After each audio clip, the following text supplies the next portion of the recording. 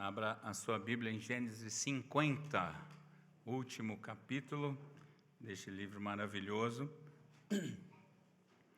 Êxodo 50. E crianças, já prestem atenção na leitura, porque depois vem a dica. Diz assim o texto: Então José se lançou sobre o rosto de seu pai, e chorou sobre ele e o beijou. Ordenou José a seus servos, aos que eram médicos, que embalsamassem a seu pai. E os médicos embalsamaram a Israel, gastando nisso 40 dias, pois assim se cumpre os dias do embalsamento.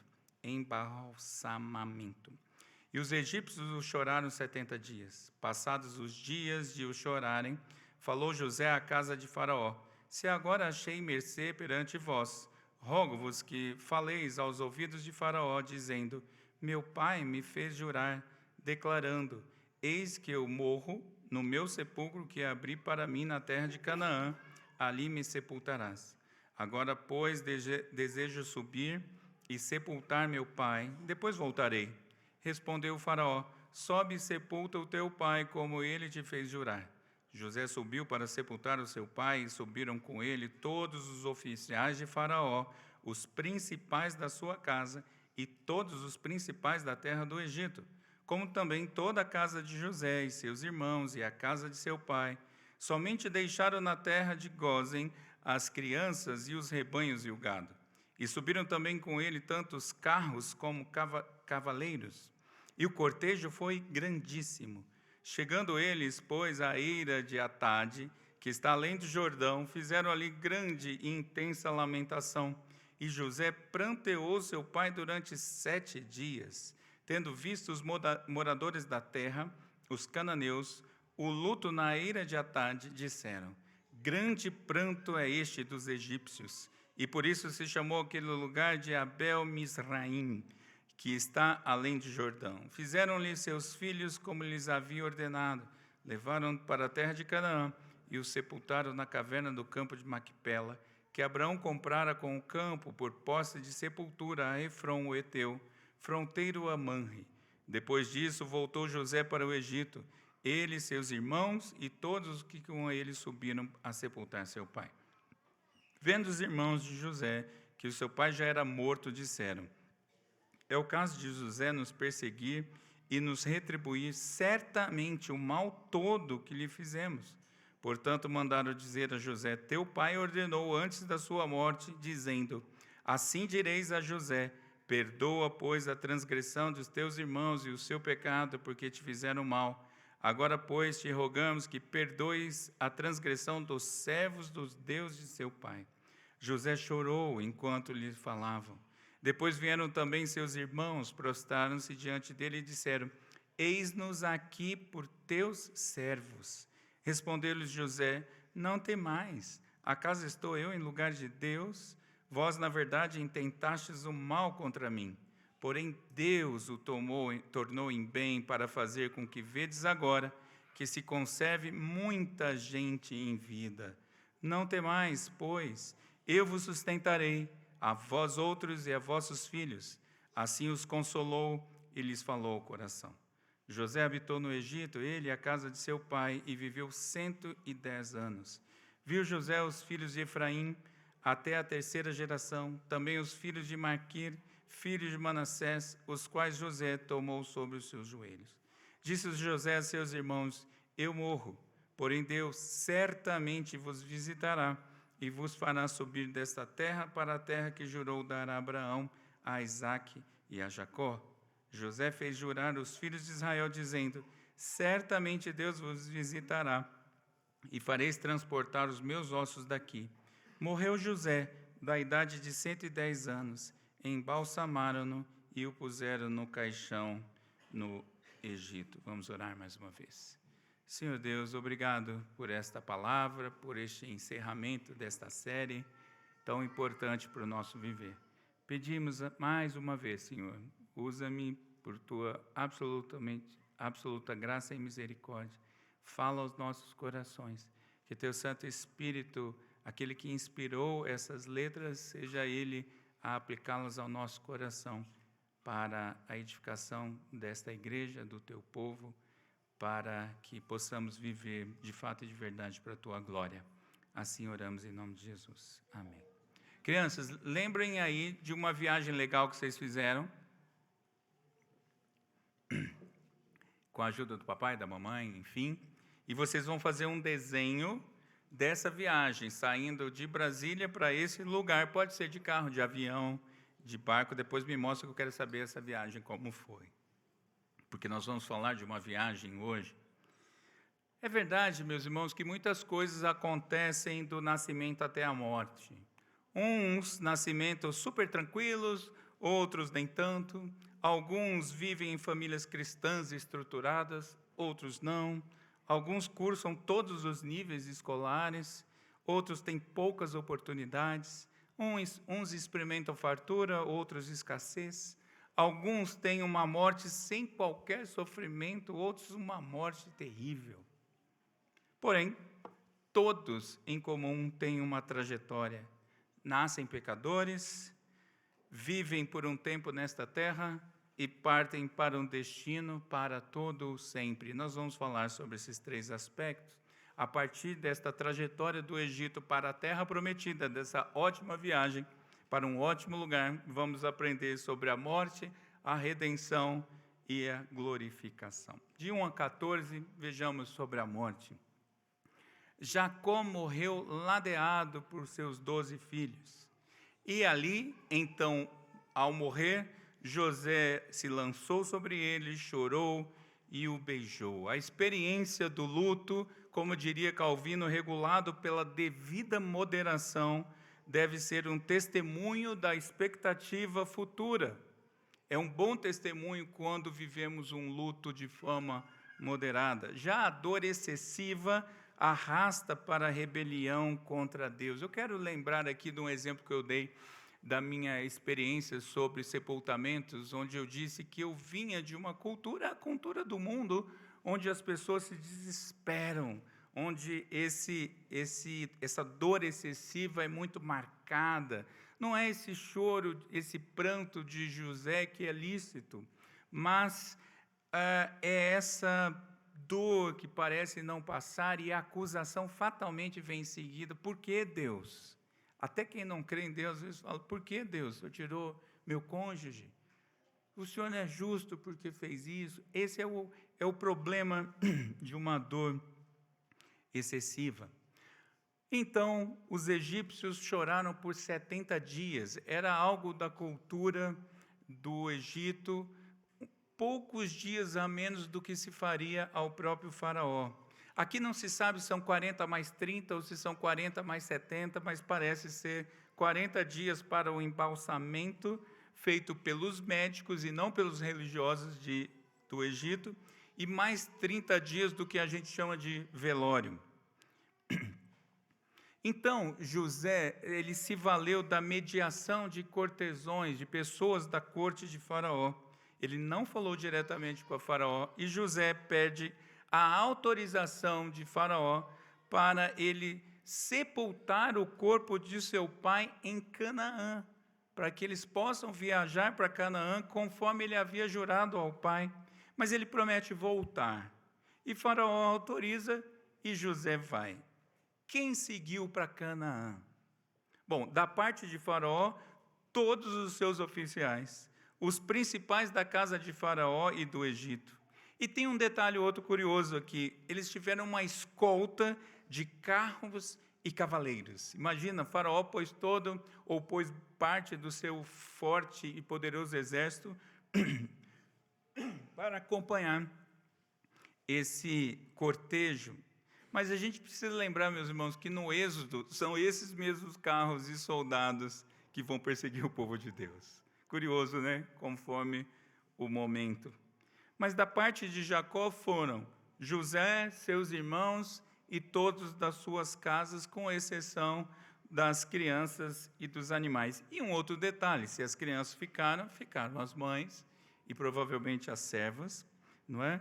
E um outro detalhe, Faraó não permite que as crianças andem com seus pais. Não sabemos o porquê. Não sei se foi um truque de Faraó para que José voltasse mesmo, se todos voltassem para os seus filhos, mas o fato é que isso vai ser visto de novo no Êxodo. Faraó, quando Moisés vai falar com ele, deixa a gente ir para adorar o nosso Deus, ele fala, pode ir todo mundo, menos as crianças.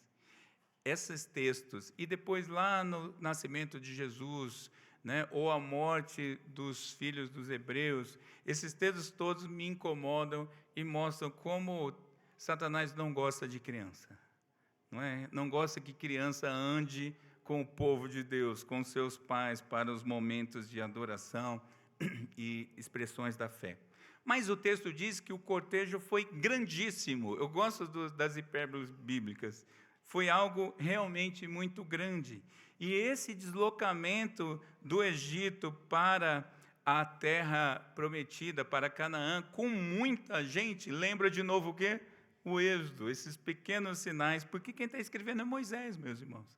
Ele está preparando o coração do povo.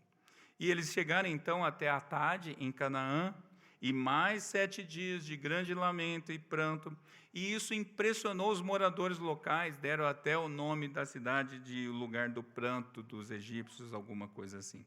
Então, a partir disso tudo, eles sepultam o pai conforme prometido, José, os irmãos e os demais voltam para o Egito. Meus irmãos, o preparo do corpo, o velório, o cortejo e esse sepultamento, isso é digno de um rei, isso é digno de um faraó. Nós não sabemos porquê, mas Jacó teve essa boa impressão de faraó e teve todo esse cuidado e toda essa pompa diante da sua morte. A rainha Elizabeth II morreu, e preste atenção nessa data, no dia 8 de setembro de 22, aos 96 anos, no castelo de Balmoral, na Escócia, ladeada pela princesa Anne. Seu funeral teve 5 fases. O velório aberto do público foi do dia 14 até o dia 19. Ela morreu dia 8, funeral dia 14, foi até o dia 19. A fila para ver o corpo chegou a 8 quilômetros, com uma espera de 20 horas. As pessoas, os súditos, querendo ver o corpo da rainha. 3.000 militares envolvidos no cortejo. A cerimônia na abadia de Westminster constou com 2.000 convidados. A procissão foi acompanhada por milhares de pessoas. Ainda teve uma outra cerimônia na capela de São Jorge, porque os anglicanos têm essa perspectiva protestante romanista. E, por último, uma cerimônia restrita ao sepultamento. Isso aconteceu recente, meus irmãos, esse tipo de situação. A gente olhando para esse texto, para esse exemplo, agora vamos olhar para Jesus. Jesus, o Rei dos Reis, morreu ladeado por ladrões. Seu corpo foi pedido por José, mas o dia Arimateia. Seu corpo recebeu um brevíssimo tratamento por falta de tempo, porque já ia começar o sábado. Não teve qualquer menção de um cortejo. Teve um sepultamento com pouquíssimas pessoas e pouquíssimo pranto logo por isso. E ainda, meus irmãos, quase debaixo de sigilo, porque, afinal de contas, eles estavam sob a guarda romana. Porém, o corpo de Jacó e o corpo da rainha Elizabeth II continuam na terra. Mas o de Jesus foi ressuscitado e está glorificado. A morte, meus irmãos, sequer deteve o corpo de Cristo. Vejam que fantástico isso. Gênesis começa com a criação, a queda e termina o último capítulo com morte. Porém, nós não tememos a morte, pois já fomos ressuscitados com Cristo. O povo de Deus precisa lidar bem com esse assunto, ainda que seja a consequência máxima do pecado. Mas nós não precisamos temer a morte, jamais. Nós, meus irmãos, diz o texto de Paulo, nós já fomos ressuscitados com Cristo, porque se Cristo venceu a morte, tanto com o seu próprio corpo, e hoje já glorificado, Ele cumpriu tudo, absolutamente tudo em nosso lugar. Por isso, como diz Paulo aos Efésios e aos Colossenses, nós podemos buscar e nós podemos pensar, olhar para as coisas do alto, sunso corda, levar nossos corações ao céu e buscar o reino de Deus em primeiro lugar, meus irmãos. É por isso que nós fomos alcançados. Não para a gente ficar olhando para o futuro próximo, mas para a gente olhar para o futuro celestial, onde estaremos com o Senhor para todo sempre. Por isso nós podemos afirmar para os nossos parentes e amigos o seguinte: podem me sepultar tranquilamente, porque eu vou encontrar com a minha família. A semana passada eu falei de placas para o túmulo, né? Hoje eu vou comentar uma outra. Eu já falei para a Tati o que eu quero no meu sepultamento. Vai ser uma coisa muito legal, porque não é momento para chorar, é momento para lembrar que eu estarei com o meu Senhor.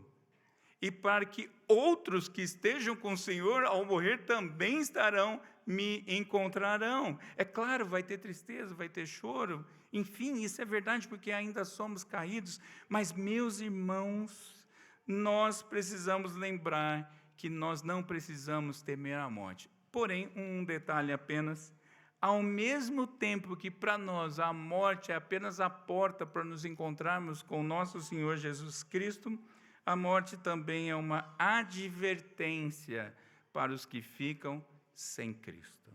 Nós precisamos usar tudo, meus irmãos, até os últimos instantes do nosso corpo ser sepultado, para proclamarmos o reino de Deus e mostrarmos para as pessoas que tem dois caminhos.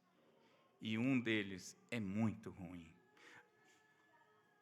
Fiquemos com isso, meus irmãos, no nosso coração, para que não temamos mais a morte.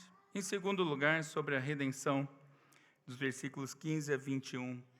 Jacó morreu, foi sepultado, todo mundo voltou para o Egito, mas os corações dos 10 irmãos de José se encheram de terror. E por que eu estou falando 10? Porque eu particularmente acredito que Benjamim não estava, como Benjamim não estava no dia da venda, no dia da traição, no dia problemático em que venderam José, provavelmente ele não está com o coração cheio de temor, ele não fez nada.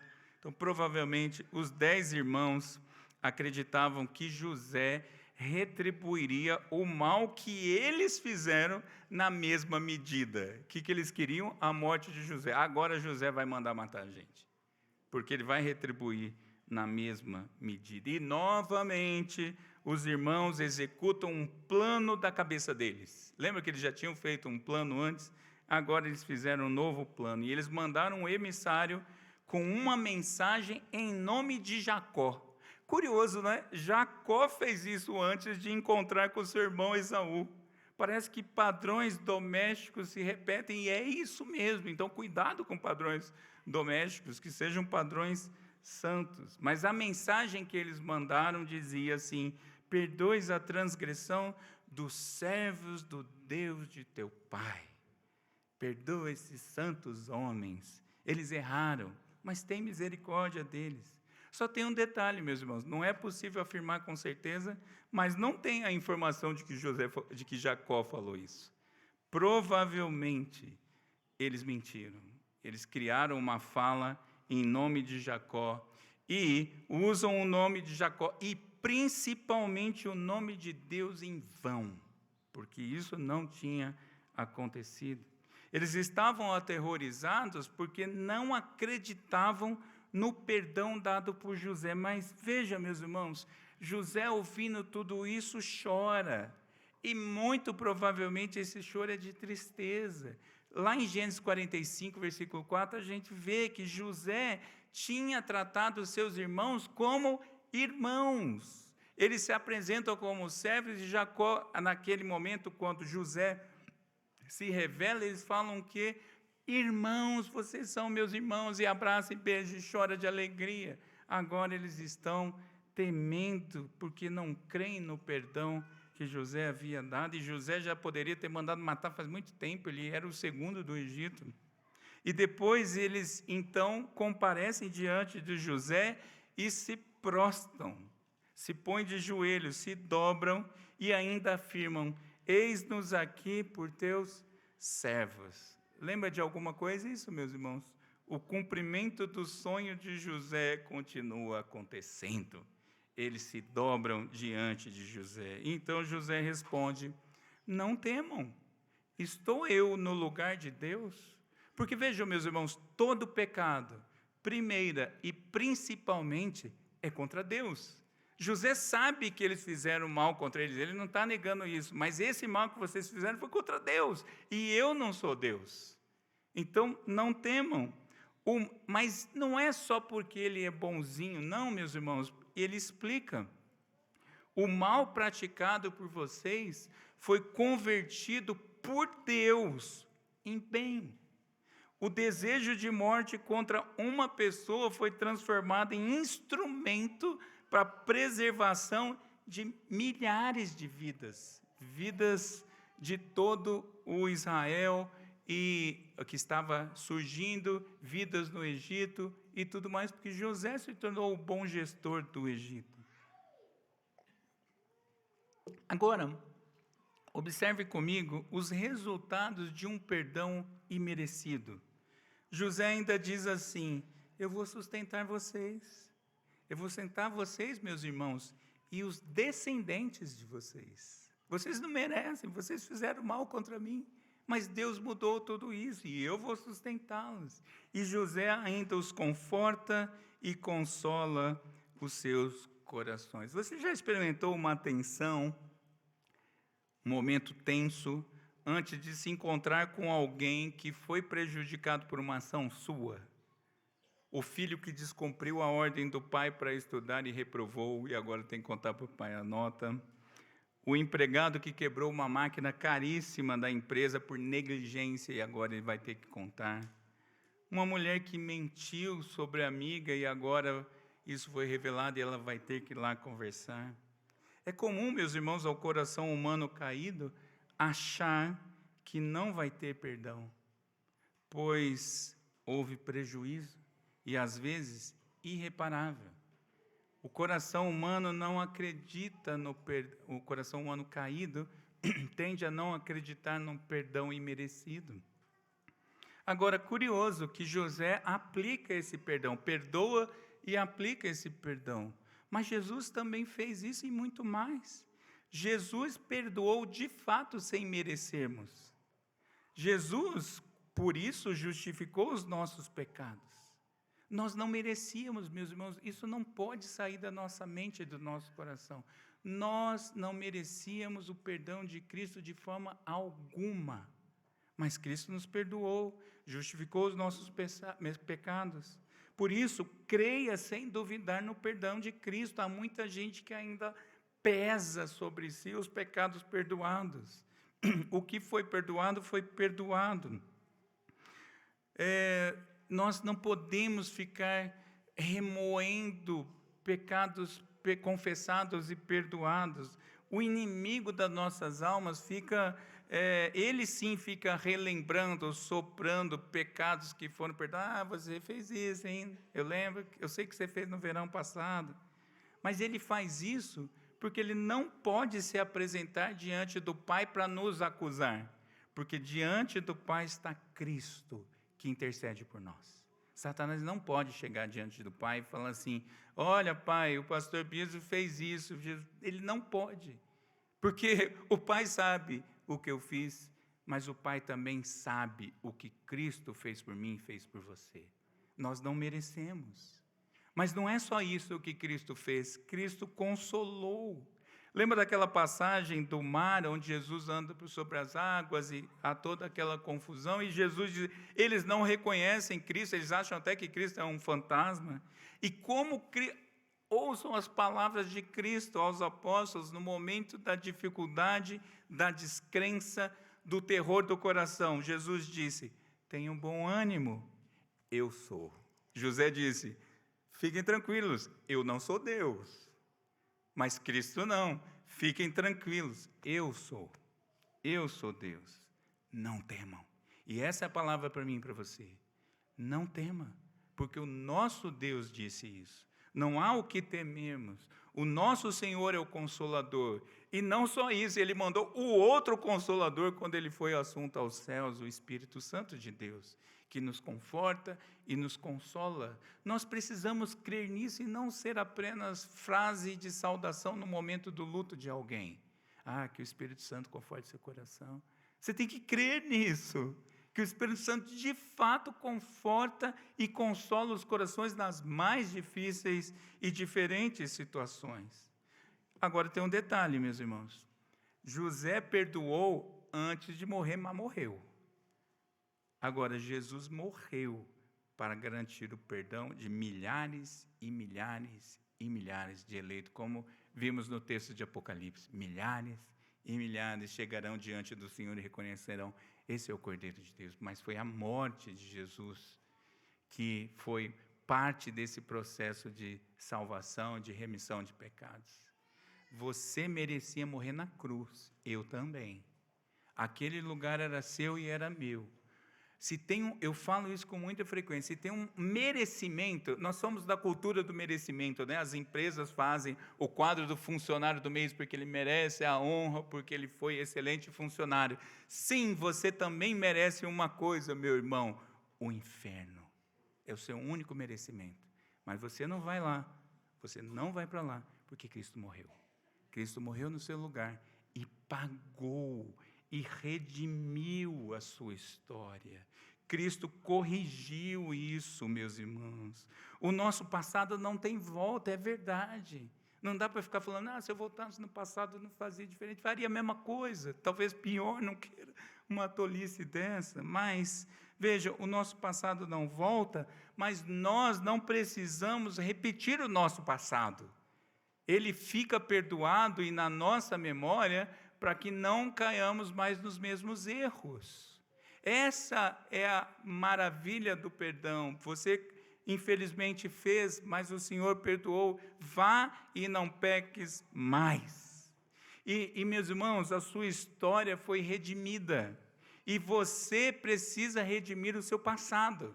Essa é uma das grandes coisas que a gente vê nos aconselhamentos. As pessoas estão travadas no seu passado. Pastor, você não sabe o que eu passei com o meu pai na infância. Você não sabe o que eu passei com o meu marido, que eu passo com o meu marido. Você não sabe o que eu passo, Senhor, com meus filhos desde pequeno. Veja, o Senhor redime o seu passado. É em Cristo que você resolve isso. Não dá para mudar, mas dá para frente ser diferente, como eu preguei um tempo atrás. É o nosso Deus, é o Deus do daqui para frente. Aproveite a redenção e aplique a redenção na sua vida. Experimente esse perdão de Deus e muda de vida. Você não precisa seguir o padrão de Gabriela: eu nasci assim, eu cresci assim, vou morrer assim, sempre Gabriela. Não, o Senhor mudou sua história, o seu passado ficou para trás. Ele redimiu, Ele corrigiu tudo para que daqui para frente seja diferente. Mas você precisa crer nisso, você precisa experimentar isso, você precisa aplicar isso à sua vida. Faça isso, meus irmãos, experimente de fato e de verdade da redenção de Deus. E em último lugar, a glorificação, versículos 22 a 26. José e seus irmãos tiveram toda essa conversa, o tempo passa e eles seguiram vivendo no Egito. Vejam, eles viveram ainda por um bom tempo, porque eles viram os seus tataranetos. Há uma discussão aqui se foram bisnetos ou tataranetos, conforme a ordem que você põe, me parece que foram seus tataranetos. Eles viveram e experimentaram isso. E tem uma cena que se repete, né? Uma boa repetição. José tem os seus netos entre os joelhos, como Jacó fez com Manassés e Efraim. Percebe, meus irmãos, que o Senhor ainda permitiu que eles continuassem ali, vivendo, prosperando, mesmo sendo no Egito. E aos 110 anos de vida, chegou a hora final de José. José está acamado, José sabe que chegou o fim, está nos seus últimos instantes. E José também deixou suas últimas palavras, como o pai tinha feito. E as últimas palavras de José têm tem dois aspectos importantes. Em primeiro lugar, José está para morrer, mas ele reafirma a fé. Ele afirma, sem dúvida alguma, de que Deus cumprirá as promessas da aliança. Ele diz, Deus levará seu povo para a terra prometida. Ele fala isso 2 vezes. Veja a convicção desse homem, ele está morrendo longe da terra prometida, como aconteceu no passado com outros, mas ele está dizendo que Deus vai cumprir a sua promessa. Eu não estou vendo isso, eu não estou alcançando isso com meus olhos, eu não estou experimentando isso humanamente falando, mas Deus vai cumprir os seus propósitos, porque Deus não falha, a sua aliança não falha, Deus é fiel. Mas não só isso, meus irmãos, a fé dele já estava muito sólido, é um José experimentado pela vida. Alguém já disse que a fé é como um músculo que cresce com exercício e fortalece com o tempo. José tem a sua fé fortalecida. Agora ele idoso, é um homem que não duvida de forma alguma da palavra de Deus, das verdades de Deus.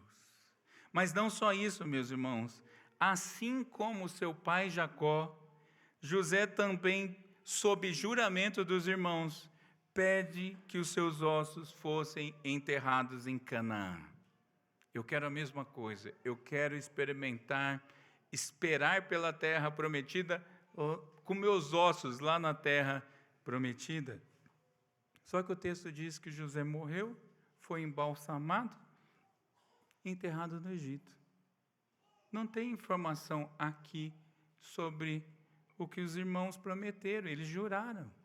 Não é curioso, meus irmãos, que o mundo vive cada vez mais ansioso? Nós ouvimos o reverendo Allen recentemente falando muito bem sobre isso. Sai uma nova temporada de uma série e logo os fãs correm para maratonar, ou seja, para acabar o mais rápido possível. E eu fiquei lembrando que antigamente se esperava uma semana para cada episódio, às vezes era muito mais. Aliás, meus exemplos estão sempre contra mim, né? Contra a minha idade. Mas eu lembrei uma outra coisa a mais, que um sucesso musical, um filme que bombou nos Estados Unidos e na Europa, você via 1 ano depois.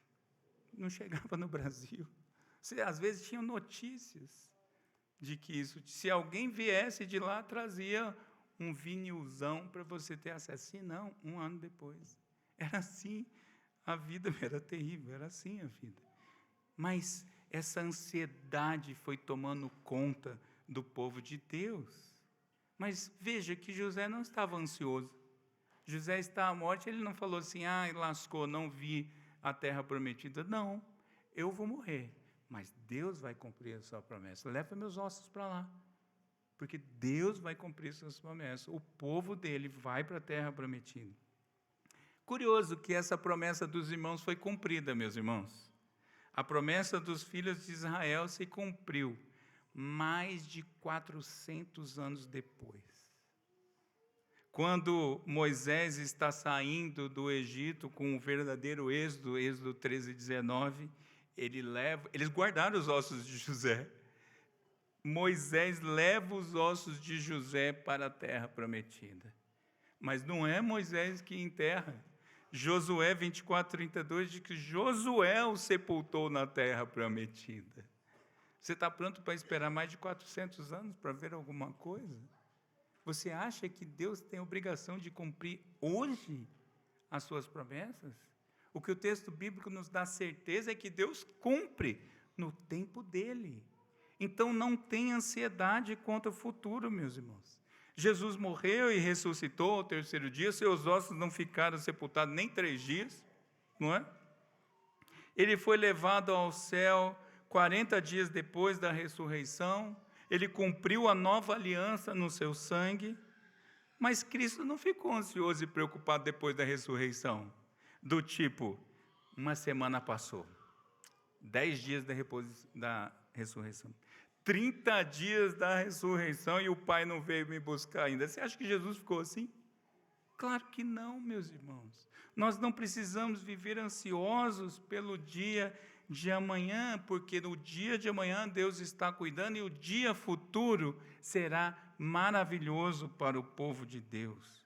E desde que Cristo foi elevado aos céus, nós vamos falar disso hoje à noite, desde então, Ele, no seu corpo glorificado, no seu corpo glorioso, meus irmãos, Cristo está com o seu corpo. Ele está em alguma dimensão que não entendemos, mas Ele está à direita do Pai com o seu corpo, os seus ossos glorificados. E esse corpo está com as suas duas naturezas, a natureza humana e a natureza divina. E Ele, nessa condição, está à direita do Pai. Cristo já cumpriu. Nós estaremos assim também. Nós podemos ter essa certeza e tranquilidade de que um dia nossos corpos serão glorificados. As pessoas, meus irmãos, inclusive a santa descendência de Deus, continuarão nascendo e continuarão morrendo até que Jesus volte. Nós não sabemos quando Jesus voltará para buscar o seu povo. Já passaram 2000 anos, talvez passem mais 2000, e daí? O que é isso diante de todo sempre com Ele? Mas nós sabemos de uma coisa, nós sabemos que podemos esperar sem ansiedade pelo dia de amanhã. Nós não precisamos ter ansiedade. Não andeis ansiosos por coisa alguma. Nós não precisamos ter isso porque Cristo já venceu. Então, creia e desfrute da vida com o Senhor hoje. O presbítero William orou aqui, ou mencionou aqui antes da oração, que hoje é um deleite do futuro, e é verdade. O nosso santo futuro vai ser o povo de Deus, adorando a Deus, vivendo junto, com os corpos glorificados. É isso que nós temos que esperar. E a gente já pode experimentar um pouquinho nos dias de hoje, é o que estamos fazendo aqui. Nós podemos crer e desfrutar isso na certeza de que os salvos estarão na presença dEle para todo sempre, a partir da volta de Jesus, com os seus corpos glorificados. Por isso, meus irmãos, entendam uma coisa, pela fé, nós sepultamos os corpos das pessoas, a quem teme esse momento, porque não sabe como Jesus vai fazer isso. A Bíblia não disse, e a gente não precisa se preocupar. Mas vejam, o Senhor vai fazer isso quando Ele voltar. Então veja, um dia nossos corpos serão refeitos e glorificados, e os corpos dos crentes serão refeitos e glorificados para habitar na Canaã celestial, na nova terra. Isso vai acontecer. Agora, dois detalhes que eu lembrei. Primeiro, quando a gente fala que vai viver eternamente com Jesus, ou para todo sempre com Jesus, meus irmãos, para todo sempre não é para todo sempre no céu. Tem crente que acha que a gente vai viver no céu para todo sempre. Não. Nós viveremos no céu até Jesus voltar. A partir de Jesus voltar, nós vamos ter a nova terra. Viveremos nessa terra também refeita, maravilhosa, de um jeito que nem sabemos como será. Uma irmã me falou uma vez, pastor, eu quero ver tanto as cores refeitas, porque se já são bonitas hoje, como será olhar para as cores das plantas? Eu falei, é mesmo, vai ser maravilhoso. Então entenda isso, para sempre será na nova terra com Jesus. E um outro detalhe que às vezes incomoda alguns irmãos, o fato do corpo não ser sepultado, como por exemplo, uma explosão de um avião, isso não impede, meus irmãos, isso não é empecilho para Cristo. Ou porque você acha que o corpo de Abraão está bom até hoje? Já virou petróleo faz tempo. Percebe, meus irmãos? Nós não precisamos nos preocupar com essas minúcias, porque o que a gente tem é muito maior e melhor, é a informação e a certeza de que nossos corpos serão glorificados. E eu quero comentar uma coisa, é até um pouco controverso na teologia, mas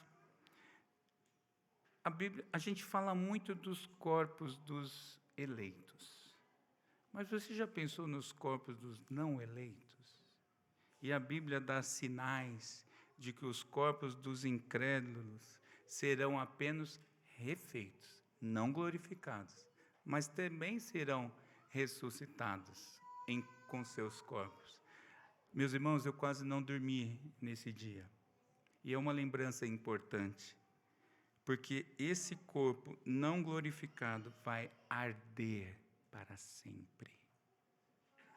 Eu não gosto de queimadura, eu sou fraco para esse tema.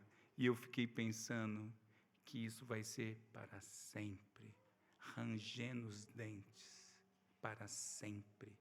Nós não podemos esquecer do inferno, meus irmãos. Crente acha que está super bem, porque vou para a glória, então eu vou, e o resto que se lasque. Meus irmãos, nós devemos lembrar disso, isso deve doer na gente. Mas isso não deve só doer, isso deve nos estimular. Nós não sabemos quem são os eleitos. Então você deve pregar o Evangelho, proclamar a mensagem da cruz, falar da morte, falar da ressurreição, falar da redenção e falar da glorificação. E o Espírito Santo de Deus há de usar você para a glória dEle. Mas não esqueçamos, meus irmãos, o fim é terrível. O fim é terrível. Mas o nosso fim, daqueles que creem no Senhor, não experimentarão a morte para todo sempre. Ao contrário, estarão com seus corpos glorificados na presença do próprio Cristo. Eu termino, meus irmãos, lembrando que deste Egito chamado terra, para a nova terra prometida, a não ser que Jesus volte antes, nós todos experimentaremos a morte física. Porém, nós não podemos esquecer que já nos beneficiamos da redenção, já nos beneficiamos da ressurreição em Cristo Jesus. E nós também, meus irmãos, pela fé, esperamos a glorificação, esperamos a volta de Jesus. Oramos como aquele garotinho que eu falei domingo passado, oramos pela volta de Jesus, volta Jesus, porque eu quero estar com o Senhor para todo sempre. Essa é a mensagem de Gênesis, essa é a mensagem do Evangelho de Jesus, as boas novas de salvação. Vamos orar. Senhor Deus, obrigado pelo término, por termos chegado ao fim do livro de Gênesis, onde conhecemos toda a história da salvação, ainda que tipificada.